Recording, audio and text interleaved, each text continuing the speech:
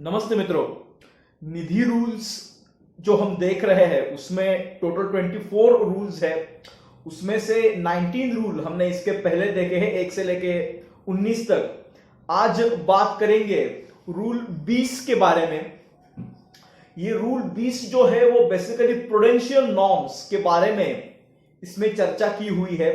तो ये रूल देखने से पहले आपको एक रिक्वेस्ट है कि आप जो डेफिनेशन पे एक वीडियो बना हुआ है उसको देख लीजिए, तभी आपको आज जो चर्चा होने वाली है इस वीडियो में वो समझ में आएगी। क्योंकि आपको स्टैंडर्ड एसेट, सब स्टैंडर्ड एसेट, डाउटफुल एसेट और लॉस एसेट क्या होता है ये समझना आवश्यक है ये रूल समझने के लिए। तो आप वो वीडियो अवश्य देखिए और उसके बाद ही इस वीडियो को सुनिए, तो आपको उसको लाभ होगा। तो रूल 20 जो है उसमें कहा है एवरी निधि, हर निधि को shall adhere to prudential norms for revenue recognition and classification of assets in respect of mortgage loans और ज्वेल लोन्स। हर निधि कंपनी को इन प्रूडेंशियल नॉर्म्स को फॉलो करना होगा। किसके संदर्भ में? तो आपका जो एसेट्स रहते हैं उनके जो क्लासिफिकेशन रहेंगे, आपने जो लोन दिया है उसके अगेंस्ट आपको जो सिक्योरिटी मिली है उसका क्लासिफिकेशन रहता है, जो कि डेफिनेशन पार्ट में बताया है उसके संदर्भ में। और वो जब लोन रीपे होता है, रिकॉग्नाइज हो जाता है, तो उसके संदर्भ में इस प्रूडेंशियल नॉर्म्स में चर्चा की हुई है। वो हर निधि कंपनी के लिए यह आवश्यक है, ये मैंडेटरी है कि उनको उसका पालन करना है। सेकेंड प्रोवाइजो है इनकम इंक्लूडिंग इंटरेस्ट और any other charges on non performing asset shall be recognised only when it actually realised. इसका मतलब है आपने 1 लाख का लोन दिया, उसके अगेंस्ट सिक्योरिटी ली। अब जब वो 1 लाख का लोन रीपे होता है विथ इंटरेस्ट, तभी आपको उस अमाउंट को कंसिडर करना है। अभी लोन रिकवर नहीं हुआ है और आपने उस अमाउंट को वो हमारी अमाउंट है ऐसे मान के बैलेंस शीट्स बनाएगा तो वो नहीं चलेगा। आपको जब वो रीपे होगा तभी उसको आपका इनकम आप मान सकते हो। बेसिक जो अमाउंट है और इंटरेस्ट है ये दोनों के लिए एप्लीकेबल है। And any such income recognised before the asset becoming non performing and when remains unrealized in year shall be reversed in profit and loss account of immediately succeeding years। ये non performing asset के लिए भी आपको यही same चीज करनी पड़ेगी। तो इससे होता यह है कि आपके टोटल लोन कितने दिए हुए हैं ये तो हो गया, लेकिन आपने जो लोन दिए हुए हैं वो रिकवर कितने हुए हैं, वो कितने रिकवर नहीं हुए हैं, इसका भी बाइफर्केशन पता चल जाएगा। तो ये निधि कंपनी की एक्चुअल पोजीशन क्या है ये समझने में इससे आसानी होती है।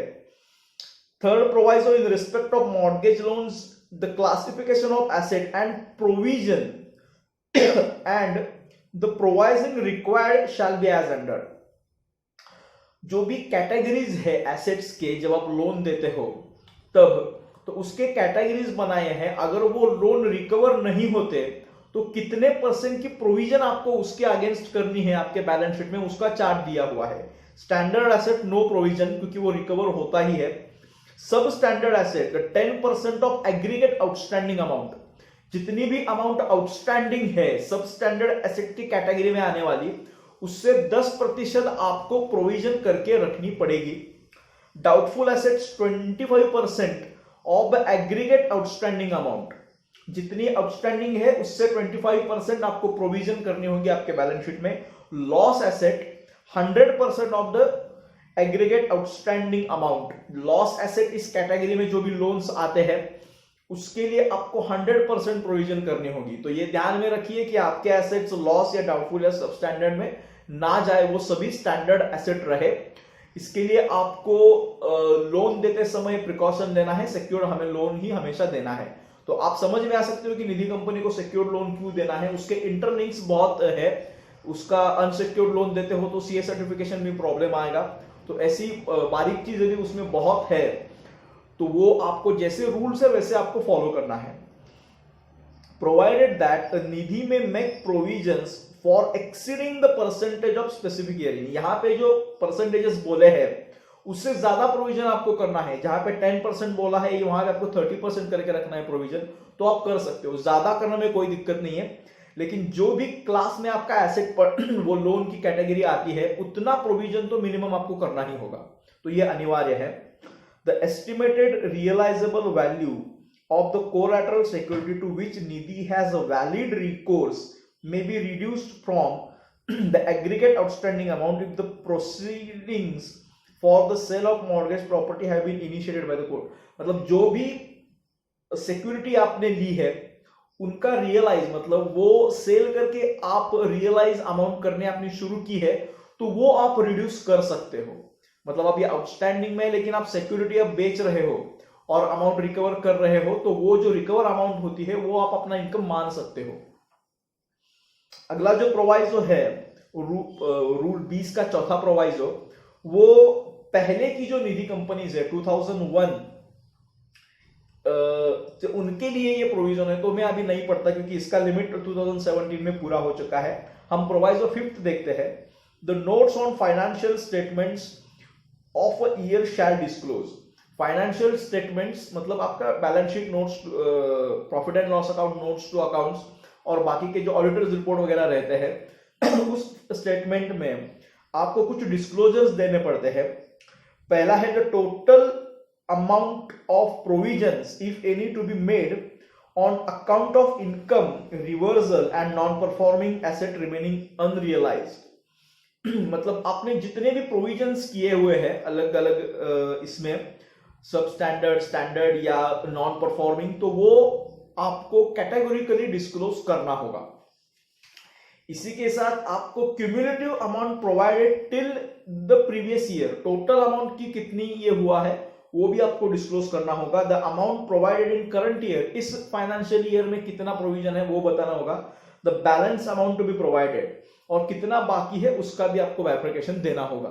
तो डिस्क्लोजर्स आपके प्रोविजंस आप जो करते हो और आपका एसेट की जो मतलब स्टैंडर्ड, सब स्टैंडर्ड, इसमें लॉस एसेट्स में कितने कितने परसेंटेज, कितनी कितनी वैल्यू उसमें आती है, उसके डिस्क्लोजर्स आपको देने हैं। अगला जो प्रोवाइजो है, such disclosure shall continue to be made until the entire amount to be provided has been provided for. ये पूरा जहां तक वो जो इशू है हम कह सकते हैं वो पूर्ण उसका व्यवहार हो नहीं जाता, तब तक आपको ये डिस्क्लोजर्स हर साल वो आते रहेंगे, वो कैरी होता रहेगा। द 6th प्रोवाइजो मैं ज्यादा डिटेल में नहीं बता सकता क्योंकि वीडियो ऑलरेडी थोड़ा लंबा होने वाला है और डिटेल में अगर बताते रहे तो बहुत ही लंबा हो जाएगा। तो आपको क्वेरीज है तो कमेंट में लिखिए, मैं उसमें आपको जवाब दूंगा। इन respect of loans against gold और jewellery, the aggregate amount of loan outstanding against security of gold jewelry shall either be recovered or renewed within 3 months from the due date of repayment। जहां पे भी repayment की date आती है उससे 3 महीने में आपको उसको रिकवर करना है या रिन्यू करना है, तो 3 महीने का अवधि आपको मिला है। If the total loan is not recovered और रिन्यूड, ना ही वो रीपेमेंट हुआ और ना ही उसका रिन्यूअल हुआ, and security is sold with in the offer set period of 3 months, the company shall make the security is not sold with in the offer set period of 3 months, the company shall make provision. 3 महीने due date हो गई, 3 महीने गुजर गए, ना उसका repayment हुआ, ना रिन्यूअल हुआ, ना कंपनी ने वो जो सिक्योरिटी बेची और रियलाइज किए ये कुछ भी नहीं हुआ है, तो कंपनी को, निधि कंपनी को प्रोविजन उसके लिए करना होगा।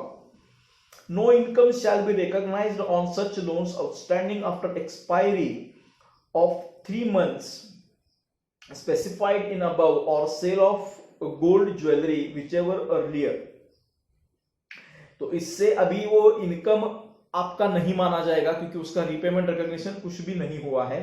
The loan to value ratio shall not exceed 80%, मतलब जितनी आपका लोन, गोल्ड लोन अगर आपने दिया है 1 लाख का वैल्यूएशन हुआ है उस गोल्ड का, आपको वैल्यूएशन सर्टिफिकेट सर्टिफाइड वैल्यूअर से लेना होगा।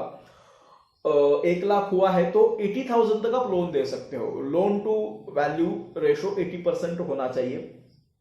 तो कुल मिला के प्रूडेंशियल नॉर्म्स रूल 20 में इतनी ही चीजें हैं। डेफिनेशन पार्ट आप अवश्य देख लीजिए, अभी तक आपने नहीं देखा है तो अभी आप डेफिनेशन का वीडियो देखिए और उसके बाद फिर से इस वीडियो को देखिए तो स्पष्टता आ जाएगी। कोई भी अगर आपको शंका है तो हमें कमेंट करिए, हम उसका अवश्य जवाब देंगे। Thank you.